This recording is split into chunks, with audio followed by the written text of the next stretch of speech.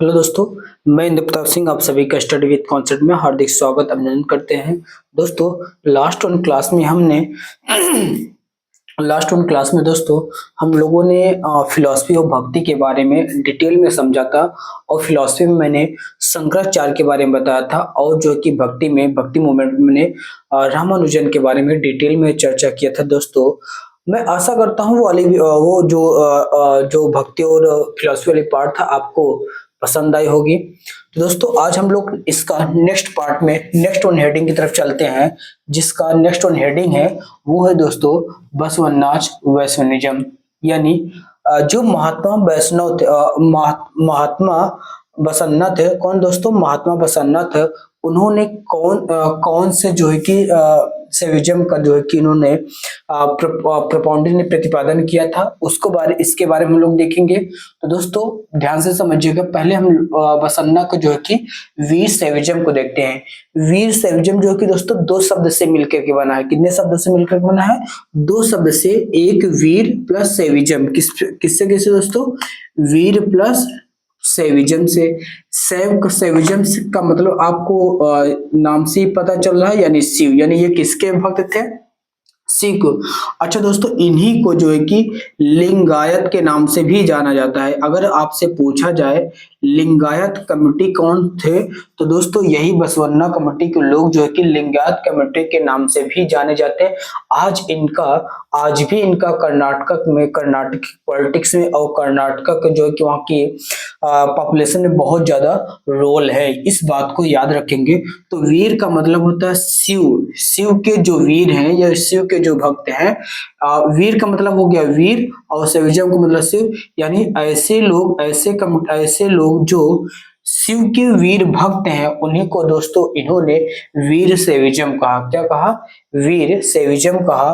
और इसके जो प्रोपाउंडर थे दोस्तों, ये जो है कि महात्मा बसवन्ना थे। कौन से दोस्तों? महात्मा बसवन्ना थे।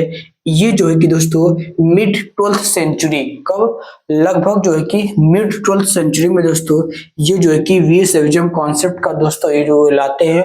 और पूरे कर्नाटका और जो है कि कर्नाटका के मतलब कि डाउन सेक्शन ऑफ सोसाइटी, यानी जो निम्न तबके के लोग हैं, वहां तक जो है कि अपने अपने जो कि आइडियोलॉजी को फैलाने का कार्य करते हैं। वहां के लोगों को समाज में फैले हुए जो कुरीतियां थे उससे उजागर, उनसे उबारने का कार्य करते हैं। यानी ये सिर्फ और सिर्फ धार्मिक अपने धर्म अपनी मत का ही प्रचार प्रसार नहीं कर रहे थे, बल्कि उस समाज में, यानी उस समाज में कर्नाटक वाले में साउथ इंडिया में के समाज में जो ब्राह्मणवाद के खिलाफ जो है कि इन्होंने सामाजिक और जो है कि धार्मिक सुधार करने का प्रयास भी किया था। इस बात को याद रखेंगे। ठीक है। तो दोस्तों ये थे आपके बसवन्ना। अच्छा दोस्तों, ये सिर्फ और सिर्फ अकेले नहीं थे, ध्यान से समझिएगा। इनके साथ जो कि इनके कुछ कंपेनियन थे, वो थे अल्लामा प्रभु थे। अल्लामा प्रभु। और दोस्तों अक्क महादेवी कौन थे? अक्क महादेवी जो ये महर कमेटी से बिलोंग करती थी। कौन से? महर कमेटी से बिलोंग करती थी। महर कमेटी जो हमारे भीमराव अंबेडकर, यानी जिस कमेटी से जो है कि B.R. अम्बेडकर आते थे, उसी कमेटी से जो है कि अक्क महादेवी भी आती थी।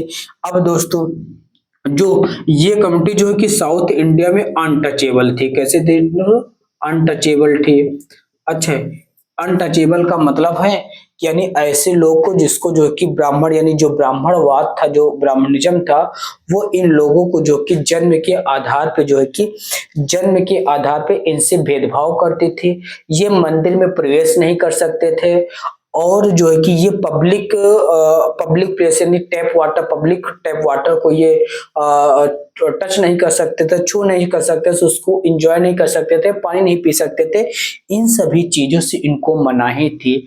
और दोस्तों बसवन्ना जी का सबसे बड़ा कंट्रीब्यूशन ये है कि ये सिर्फ और सिर्फ अपने मतों को अपने विचारों को सिर्फ और सिर्फ किताबों तक नहीं रखते हैं।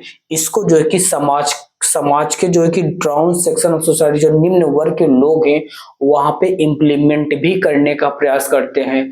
जो आपके एग्जाम्पल एक देखने को मिल जाता है अक्क महादेवी, जो माहर कम्युनिटी से बिलोंग करते थे, और ये सभी लोगों ने मिल करके कर्नाटक यानी उस रीजन में, अपने क्षेत्र में जो ब्राह्मणवाद के ब्राह्मणिज्म में जो फैली हुई सामाजिक कुरीतियां थी और धार्मिक जो कि कर्मकांड से लोग जो कि त्रस्त हो चुके थे, इन सभी चीजों को दोस्तों उन्होंने उखाड़ फेंकने का काम किया था। दोस्तों याद रखिएगा, ये थे हमारे बसवन्ना जी, ठीक है। अच्छा, इन्होंने वीर स्वराज्य मूवमेंट का जो है कि प्रोपाउंडर थे, और दोस्तों इन्होंने ये सारी बातें मैंने बता दिया कौन कौन इनके साथ थे। और दोस्तों इन्होंने जो है इक्वलिटी ऑफ ऑल ह्यूमंस, इन्होंने बताया कि हम मानव जो कि जितने भी मानव जाति हैं, ये जो है कि जन्म से सब लोग तो एक ही जैसे जन्म होते हैं सबका। अगर जो है कि जन्म के आधार पे भगवान जो है कि किसी के साथ भेदभाव करते, तो जो निम्न वर्ग के लोग हो उनका जन्म अलग तरीके से होना चाहिए, जो उच्च वर्ग के लोग हो उनका जन्म अलग तरीके से होना चाहिए। लेकिन ऐसा तो नहीं होता है, सभी का जन्म होने का प्रोसेस एक ही जैसा है और सबका ब्लड का कलर भी एक ही जैसा है। तो जन्म के बाद ऐसे कौन से अभूतपूर्व परिवर्तन हो जाता है कि जो हम लोगों उनको जो है कि अछूत कह देते हैं, और मंदिर में जाने से उनको वर्जित कर दिया जाता है। आप पब्लिक प्लेस पे आम जन मानस के जैसे आप अपने लाइफ को एंजॉय नहीं कर सकते हैं।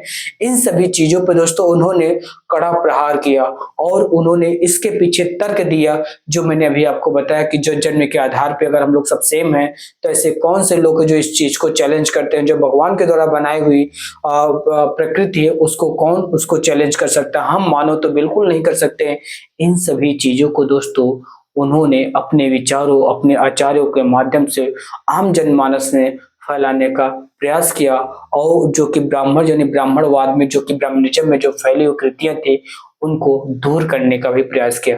आई होप समझ गए होंगे ये बात क्या थी, ठीक है।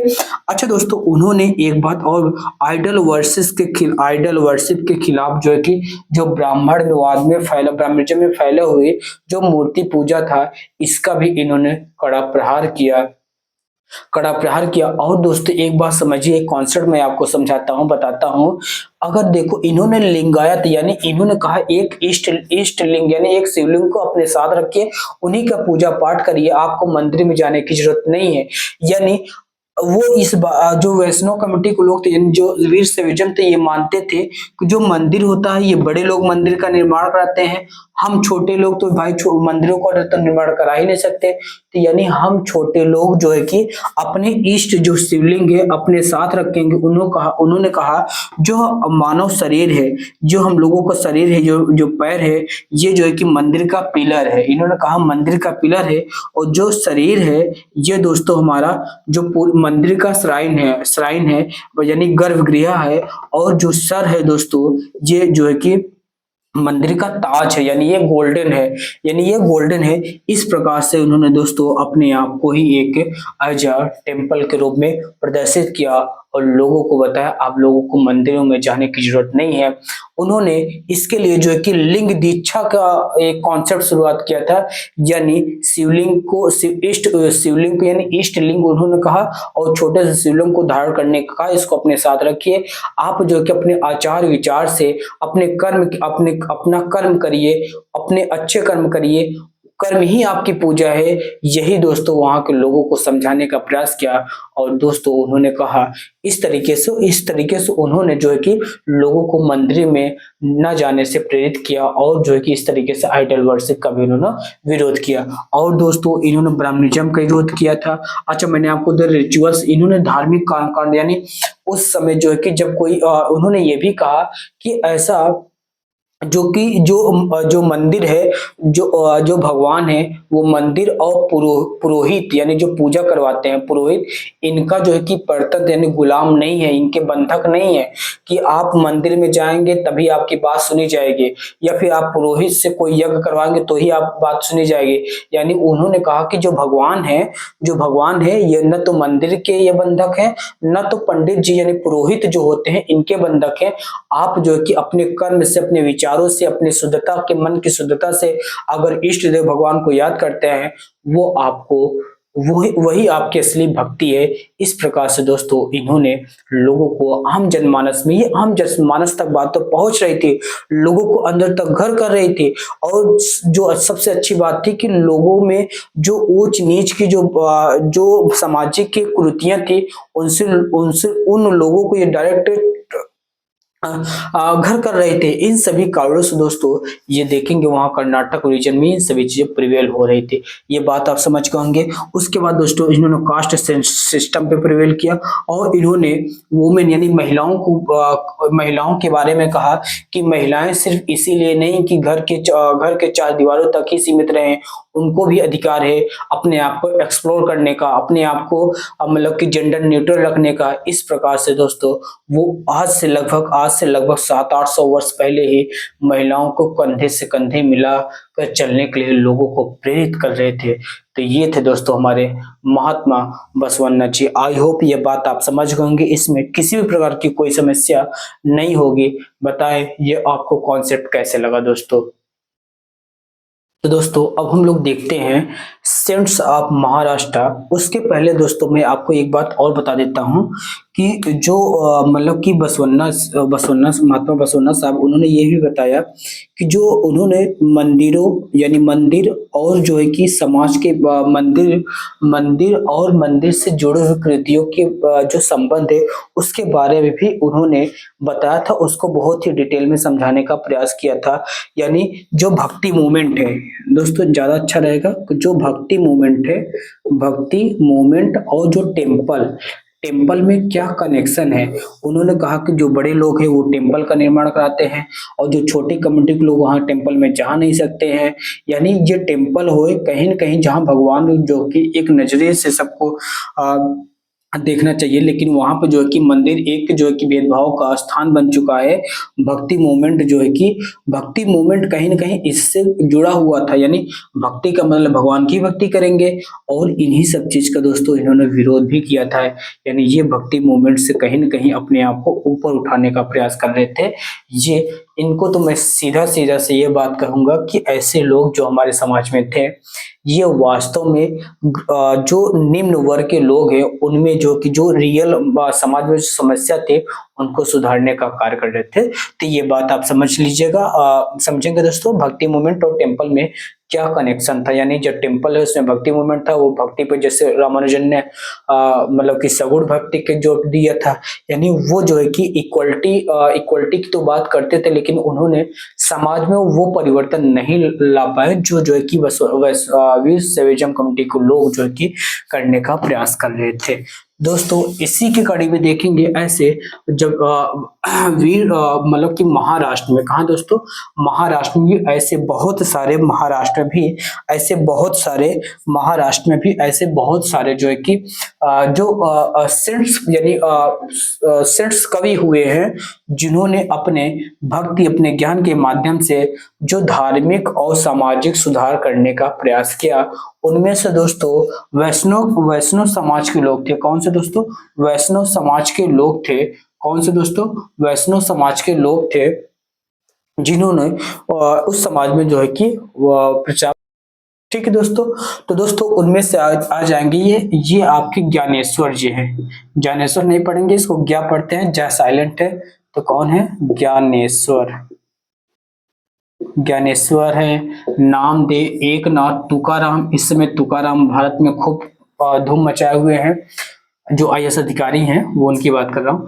और दोस्तों ये थे, और एक महिला भी थी। महिलाओं में भी बहुत सारे पोएट हुए हैं, जैसे सखुबाई।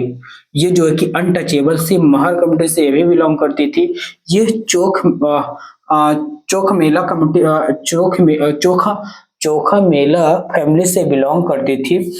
और दोस्तों ये एक बात, चोखमेला फैमिली से एक बात हमको निकल के आती, ये कहते हैं, ये बताते हैं कि हे भगवान, आपने हमें निम्न वर्ग में जन्म दिया है, निम्न वर्ग के लोगों को जिंदगी भर जूठा खाना पड़ता है। आप कभी हमारे लाइफ को जी कर तो देखो, हम लोग कैसे अपनी लाइफ को व्यतीत करते हैं, किस तरीके से हम लोगों के साथ ट्रीट किया जाता है, किस तरीके से व्यवहार किया जाता है।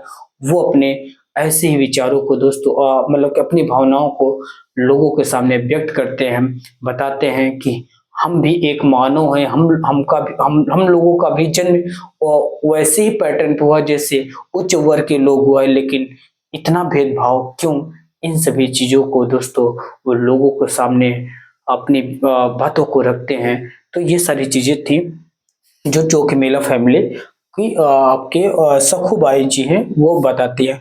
और दोस्तों इसमें देखेंगे वीर वैष्णव समिति वैष्णव जो कि मूवमेंट था, उसमें एक वरकारी सेक्ट है। कौन सा दोस्तों?